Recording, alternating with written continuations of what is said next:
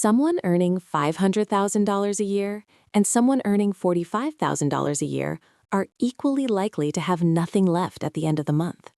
That's not a metaphor. That's Goldman Sachs. And once you understand why, you'll never look at a paycheck the same way again. Because this isn't a story about income. It's about a hidden threshold that separates two completely different kinds of lives.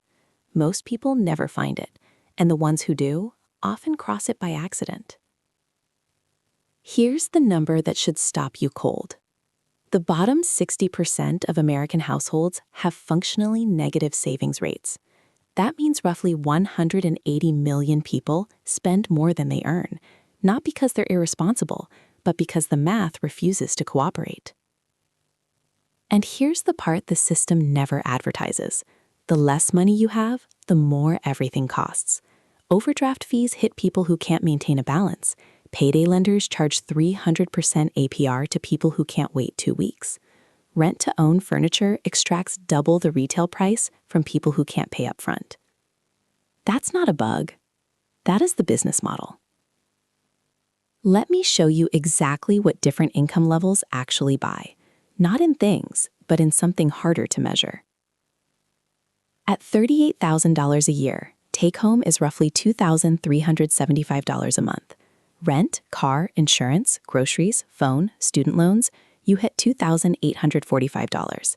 That's $470 more than you earn before a single emergency, before a birthday dinner, before a cup of coffee. This is what it feels like. You're at self-checkout, silently running the total in your head. You put the nice shampoo back when the number gets too close. You tell your friends you're not hungry when they suggest a restaurant, because that's less humiliating than admitting you can't afford the appetizer. This isn't bad discipline.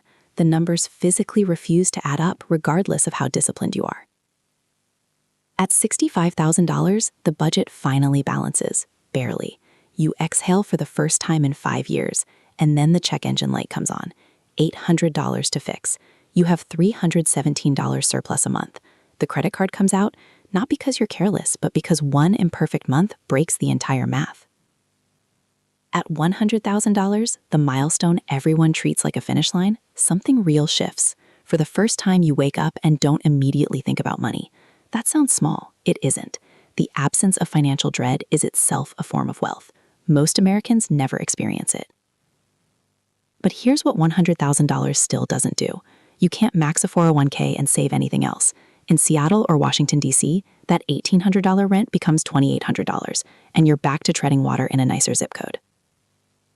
The actual tipping point isn't where you think it is, and it's the one thing nobody in financial media bothers to tell you. Stanford researchers tracked 1.4 billion tax records. The richest 1% of men live 14.6 years longer than the poorest 1%. At 40, a wealthy man can statistically expect to reach 87, a poor man, 72. That isn't a quality of life difference. That is a completely different quantity of life. Financial stress isn't a personal failure. It's a public health crisis we've normalized so completely it barely registers as one. Now here's where the Goldman Sachs data gets genuinely disturbing. The financial sweet spot, where only 16% live paycheck to paycheck, is households earning $200,000 to $300,000, not $500,000, not $1 million. Because above $300,000, the paycheck to paycheck rate jumps back to 41%. Above $500,000, it's 40%, the exact same rate as households earning under $50,000. Let that land. The two ends of the American income spectrum mirror images of each other in the one number that actually measures financial stress. At $45,000, you spend everything because you have to. At $500,000, you spend everything because your brain has quietly reclassified a $4,500 monthly car payment, $42,000 per year in private school tuition, and 2 luxury leases as just what people at your level do.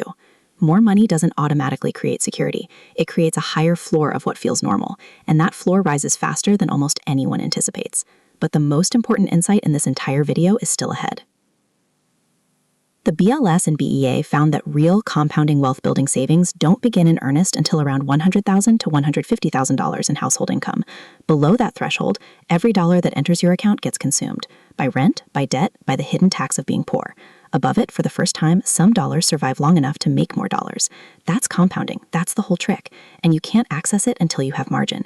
You can't have margin until your fixed costs stop eating everything, which means the real question was never, how much do you earn? It was always, what's left after the system takes its cut? A 35-year-old who protects that gap, maxes a 401k, puts another $1,000 a month into a basic index fund, consistent, automated, boring, is looking at $2.2 million by 65. Not because of genius, not because of luck, because they held the line long enough for time to do the math.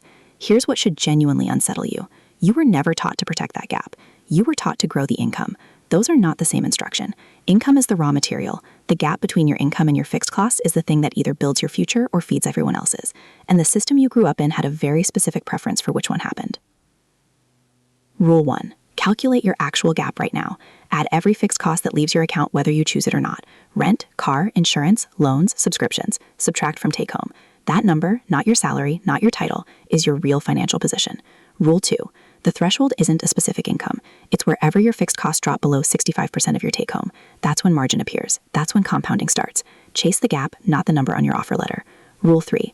Lifestyle inflation is silent and perfectly efficient. It expands to consume every dollar you make, regardless of how many dollars that is. The $200,000 to $300,000 sweet spot exists because income briefly outran the spending. That window closes fast. Automate your investments before your lifestyle learns the new number. Below a certain income, the game is genuinely rigged. Above it, the only thing rigging it is you.